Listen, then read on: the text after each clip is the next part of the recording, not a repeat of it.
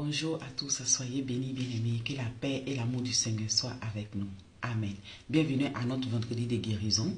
Amen. Comme vous savez, nous parlons de la guérison les vendredis. La guérison de laquelle nous parlons, nous la tirons dans la parole de Dieu. Parce que le Seigneur Jésus-Christ a dit, mes paroles sont esprit et vie. Lorsque tu acceptes la parole de Dieu, c'est elle qui te communique la vie, c'est elle qui te communique la santé, c'est elle qui te communique la guérison, c'est elle qui te communique la vie dans ton corps. Amen. Et pour cela, nous allons voir un passage dans le livre de Romains 8, verset 11. Allons lire le passage. Lisons.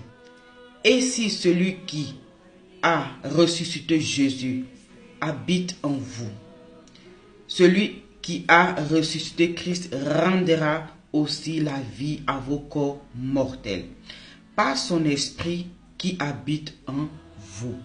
Amen. Ici donc ça nous parle de l'esprit de Dieu qui a ressuscité Jésus-Christ d'entre les morts.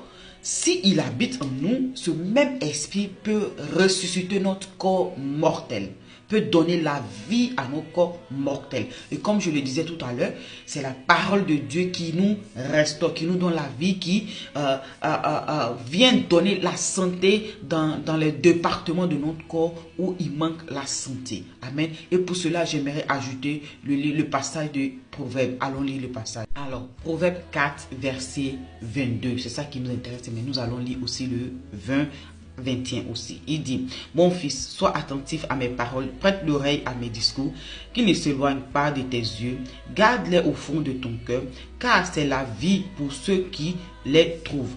C'est la santé pour tout leur corps. Amen. Il s'agit de la parole de Dieu, celle qui nous guérit, celle qui nous restaure, celle qui nous donne la vie dans nos corps mortels, qui est notre thème d'aujourd'hui. Amen. Donc, mon frère, ma soeur, dans le domaine où tu as besoin que ta situation soit ressuscitée, tu as besoin de la parole de Dieu. Certes, aussi, il faut faire des démarches, des bilans sanitaires aussi. Il faut aller faire aussi, se vérifier à l'hôpital. Mais il faut toujours prier d'abord et déclarer la guérison qui t'est déjà acquise à la croix au travers du sang de Jésus, au travers de la mort et le sacrifice de Christ. Amen. Donc nous allons...